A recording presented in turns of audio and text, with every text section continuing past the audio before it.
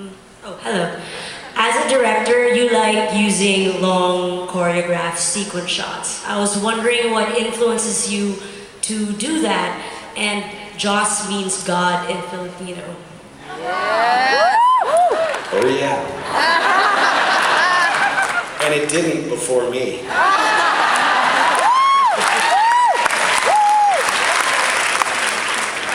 Thank you, I didn't know that. Wow, I'm so into myself, I forgot about the first part of the question. That is lame. What influences you to do sequence shots? You know, your long take, your single master that goes a long way and covers a lot of ground, it's like a drug. It should be used recreationally, but you can become addicted. I'm looking at you, early Brian De Palma.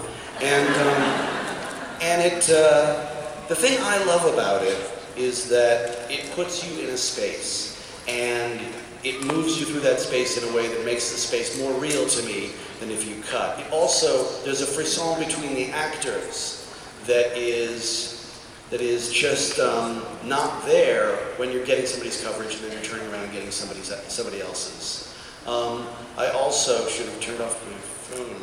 Awkward moment.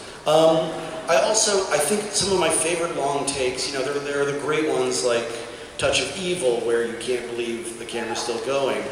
And then there are the great ones like Crimes and Misdemeanors. There's a scene between Martin Landau and Angelica Houston. You would never know the entire scene is one take. Those are the ones that really dazzle me. There's also a longer single take in Touch of Evil than the opening. The opening is very flashy, but there's one between Charlton Heston and Orson Welles later on that's about 5 minutes long. It doesn't present itself as that. It keeps you in there. It sucks you in. If you use it at the wrong time, you're going to find that out in the editing room, and you're going to cut it up. So it's a dangerous tool. I used it in Serenity for a very specific reason. Everything was very disjointed. Everything was where are we? Oh, we're in a dream. It's a flashback. Oh, it's a hologram. It's an escape. What's going on? And then when we got to the ship, I wanted to say, look, this is solid ground, literally, by showing all of it and by showing the connection between everybody.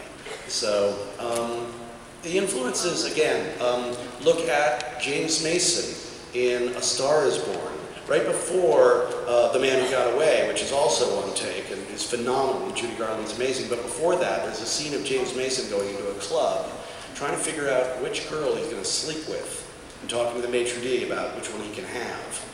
It's a kind of an ugly scene emotionally, but it's a gorgeous scene, and it's all one take. And again, you don't notice. You're just sort of sucked in, and it just puts you in that world. So there are a lot of influences, because it's a great device if it's not abused.